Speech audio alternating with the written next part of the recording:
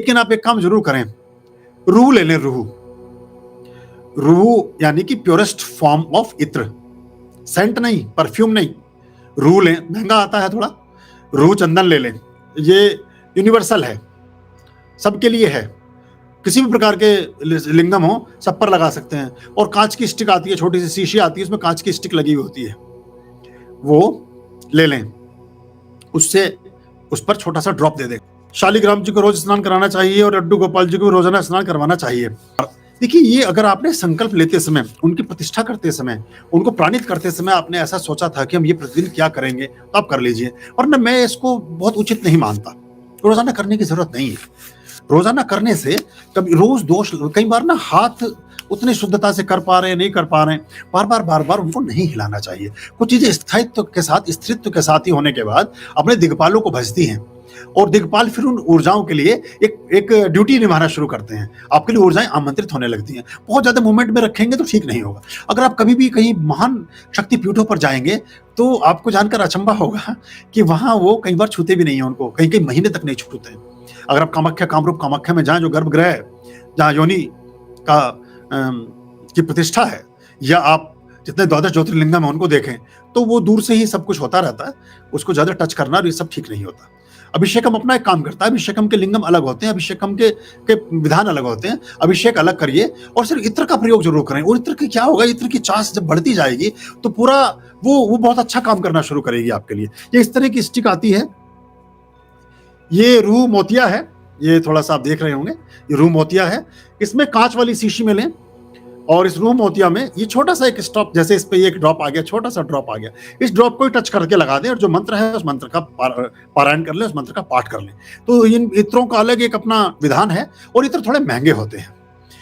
लगभग आप मान के चलें कि अगर जैसे हम बात कर रहे थे रूह चंदन की, तो रूह चंदन आपको लगभग 50 ml, 25 ml, 50 ml।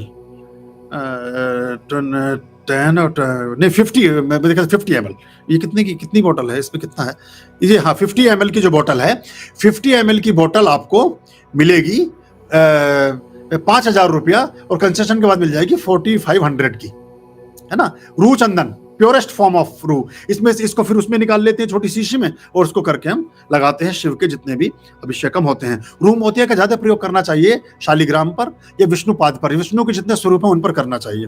एम्बर की भी रूह आती है। एम्बर का प्रयोग आप कर सकते हैं, जो जैसे बगलामुखी के लिए कर सकते हैं, बहुत अच्छा काम करता है। या इसके साथ साथ आप जो पीताम्बरा देवी, बगलामुखी की बात हुई, उनके लिए कर सकते हैं।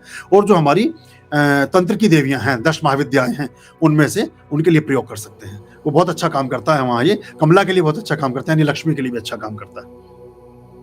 और ये है रूह गुलाब। ये देखिए, ये देखने में बहुत ट्रांसपेरेंट, बहुत छोटी सी शीशियां होती हैं, 10 ml 5 ml की शीशियां होती हैं। सबसे महंगा इनमें रूह गुलाब होता है। रूह गुलाब सबसे महंगा होता है। और पहले तो इसका रेट, जो सोने का रेट होता था उस दिन 10 ग्राम का, वही इसका होता था। अभी थोड़ा सा ही पीछे चल रहा है, लेकिन अभी भी 25-30 हजार रुपये का आएगा ये 10 ग्राम लगभग। ऐसा होना चाहिए। मतलब हम बेचते नहीं है ना, हमारे कोई काम धंधा, ऐसा कोई काम है ना, हमसे कभी डिमांड भी मत कर लेना, हम कर भी नहीं पाएंगे पूरी आपकी। लेकिन मैं बता रहा हूँ कि प्योरेस्ट तभी मिल पाएगा। कोई ये 100-150 रुपए में आपको डाल के इत्र वित्र देते हैं, ये इत्र वित्र होते नहीं है, सब डुप्लीकेट है, एसेंस है।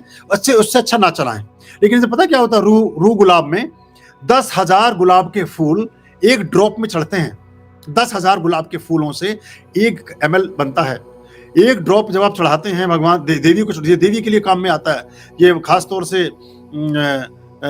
सरस्वती के लिए, महालक्ष्मी के लिए और महाकाली के लिए इसका विशेष प्रयोग किया जाता है। या कुछ ऐसे प्रयोग हैं तंत्र में, उनके लिए प्रयोग किया जाता है। योनि के अभिषेकम में इसका प्रयोग किया जाता है, और कामाख्या के लिए भी इसका प्रयोग, जो कामरूप कामाख्या के जितने प्रयोग हैं उनमें भी इसका इस्तेमाल किया जाता है। तो ये कुछ मुख्य इत्र हैं, 3-4 तरह के, वैसे तो 10-15 तरह के आते हैं। ऐसे इत्र, ऐसे ही रूह आती है चमेली की, जैस्मिन ऑयल रूह, वो सस्ता होता है। उससे आप दीपक जो प्रदीप्त करने की बात थी उससे कर सकते हैं, जो हमने बताया था हनुमान जी वाले प्रयोग, वो उसमें कर सकते हैं। और धन के लिए भी बहुत अच्छा है। अगर आप रूह चमेली की कुछ ड्रॉप अपने देसी घी, गाय के घी, यानी देसी घी जब मैं बोलता हूँ तो हमेशा के लिए मानकर चलिए, गाय के घी में 2-4 ड्रॉप डाल दें अपनी जोत में, तो धन की वृद्धि होने लगती है। करके देखना, फिर मुझे बताना, अच्छा रहेगा।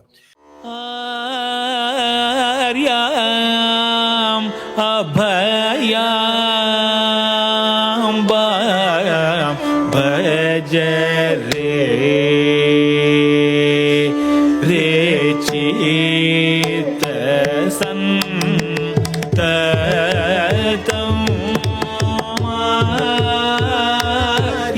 मायाम् अभयाम् भज रे